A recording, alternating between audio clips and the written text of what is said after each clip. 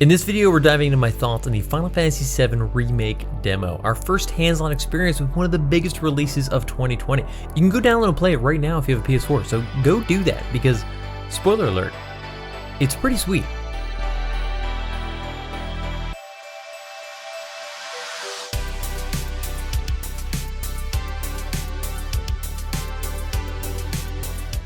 First, 20 seconds of my background with Final Fantasy VII so you guys can understand my perspective and where I'm coming from with this game.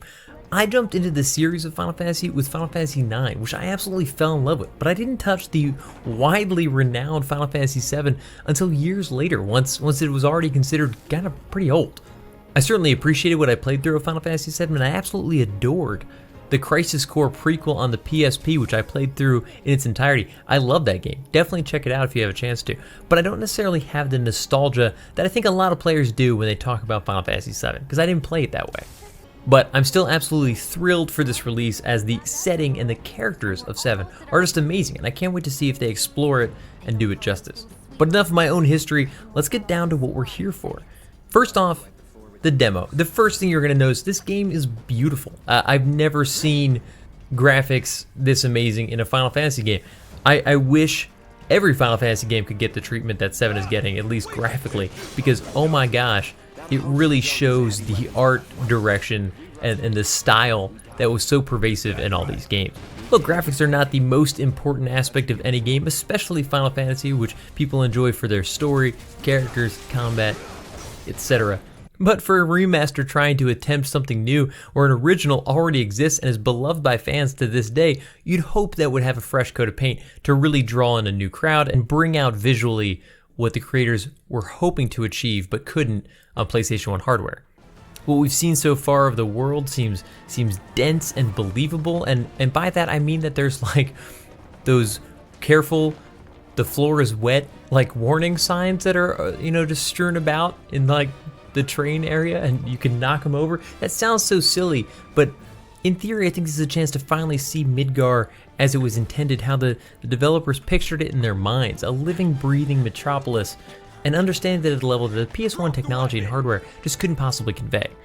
To draw a comparison to the other most recent Final Fantasy game that's been released, Final Fantasy 15, when I first picked up Final Fantasy 15, it seemed to be almost like playing through somebody else's dream, where important details were fuzzy, places seemed to be a little too empty or lifeless in ways that I couldn't quite put my finger on. And Final Fantasy VII Remake, at least the demo so far, has shown me those elements that I think were missing. It's all the little aspects of life that you can just see hidden throughout just general day-to-day stuff. It's that extra level of polish and detail that really bring an area to life, and if we're going to explore Midgar to the level that I hope we are, it's great to see.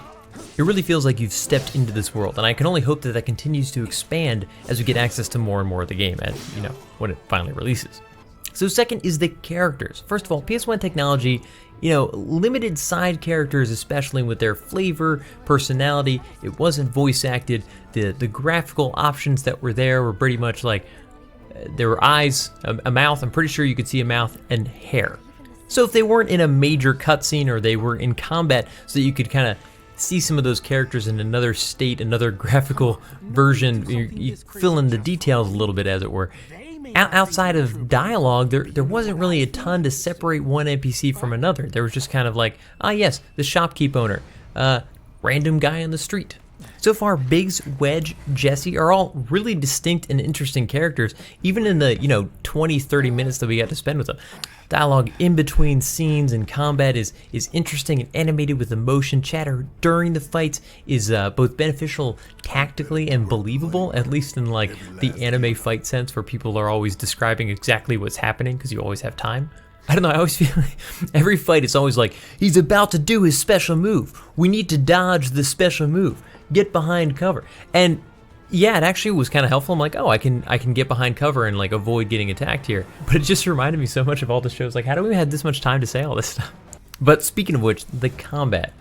The combat is just downright fun, and this was one of my biggest concerns, because I really didn't like Final Fantasy XV's combat that much. I never really felt like I was super in control.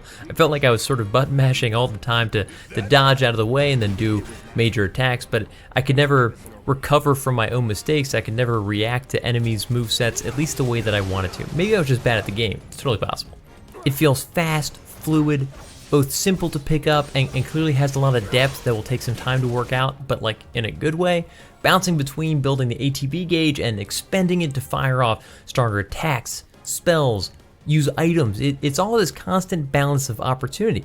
In simple fights, it makes you feel super powerful because you're wandering around just in your standard attacks or tearing through stuff. But in slightly more difficult fights, it becomes a careful balance of timing. Like, do you defend? Do you dodge? Do you focus on staggering or just do all-out damage? If you use items, that's taking away from a chance to do more damage. So is that actually better off, or are you just kind of holding off, killing the enemy so it's going to hurt you again anyway? And like I was mentioning before, once you introduce multiple characters into this mix, it adds a whole new element of strategy, because Barret and Cloud, the two characters that you get to play as in the demo, both have very different special abilities that can only be fired off if they're your active character. Both have strengths and weaknesses with their other spells and abilities as well that can kind of play off of each other or the enemies you're facing. It just becomes a lot of what is the most beneficial now? Who should I be controlling at this moment? Because each character is stronger when you're controlling them, but they seem to handle things like well enough on their own, kind of behind the scenes. I glance over, I'm like, are you still defending, dodging, and using your moves? And it seems like sorta they handle things okay, but I mean, jumping between which focus of the battle needs your undivided attention seems like it'll be a core aspect of the combat, and I can't wait to see it with a third character in play. It seems like it's going to be a lot of fun. But I am curious, I think this is going to be the most dividing factor for players that were really huge fans of the older style, which I do love, don't get me wrong. I love the turn-based combat, the real-time battle system that we've all known and loved. But I'm excited to see this new system, and there is another version that I did not really get to take a chance, the classic mode, where it takes away those auto attacks and your attacks just fill up. I haven't gotten a chance to take a look at it. I'm hoping that works through all the modes. I heard in the demo it only worked with easy. But hopefully that is the balance that people are hoping for, where if you want that style, it's still there for you. But all of these battles led up through increasingly difficult and differing encounters that were fun, offered different challenges, and then culminated in this awesome boss battle that we all remember from the original that was really cool and tense, and it was difficult. And maybe it's just because I'm terrible with the combat system right now, and I couldn't quite get the cues of when I was supposed to fire off different types of abilities and spells to kind of take advantage of the enemy's current weakness. But it was fun. There was a lot to balance and juggle. And that was only with two characters. So overall, before we get to my concerns, I would just say it was overwhelmingly positive. I had an amazing time. It was tons of fun. The story, delivery, the dialogue, the characters, the world. None of it was surprising, but it was all good to see it presented so well. The combat was fun, which was one of my bigger concerns going into this. I wasn't sure if I'd like it all. Like I said, I didn't really like the 15 combat system. So it's great to see that this was something a little bit more enjoyable for me. Now, concerns, and to be honest, none of these concerns really have anything to do with what the demo showed us, but what it didn't. The only concerns I'm left with are things like how expansive and long is the game? Knowing it's only focused on Midgar, at least as far as I've heard, will there be enough to keep me engaged? Will the game feel diverse enough? Or will it feel like I'm constantly spending my time in the same hallways, streets, buildings, just refreshed and rehashed into what only appears on the surface to kind of mirror a city? And tied into that, and obviously the bigger question of how the story will progress, considering it's in theory only a small portion of the overall 7 narrative. Will it feel like a complete game, or will it feel like a chapter that ends on a big, like, to be continued? These are the bigger questions of 7, the remake, and how they're going to handle it, and I don't really have anything to do with the demo. But I still can't help but ask. I mean, the demo hasn't answered those questions for me. What the demo has answered for me is that this is definitely a game I'm going to be picking up day one. I'm really excited. It sold me on conceptually that I'll really love what they have to offer in terms of visuals, gameplay, and storytelling. The question now is, what else do they do with it? Let me know if this is one that you're excited for in the comments below, what your concerns are, and appreciate you coming out to the stream if you did to check out the demo with me for the first time. It was a ton of fun. Appreciate you guys having me out there.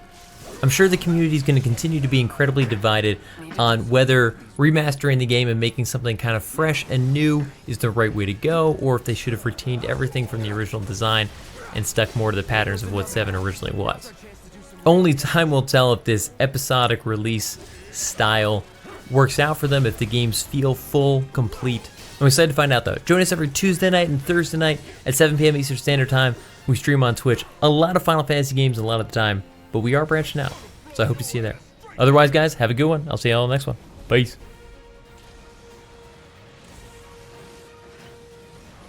Thanks for watching. If you're interested in more videos like this, think about subscribing. And if you already have, don't forget to click that little bell next to the sub button to get notified when new videos go live. Hit me up in the comments with your thoughts on this video, or come hang out and chat with me on Twitch every Tuesday night at 8 p.m. Eastern Standard Time. And definitely look me up on Twitter or Instagram and Hunt for Games to keep up with what else I've got going on. See ya.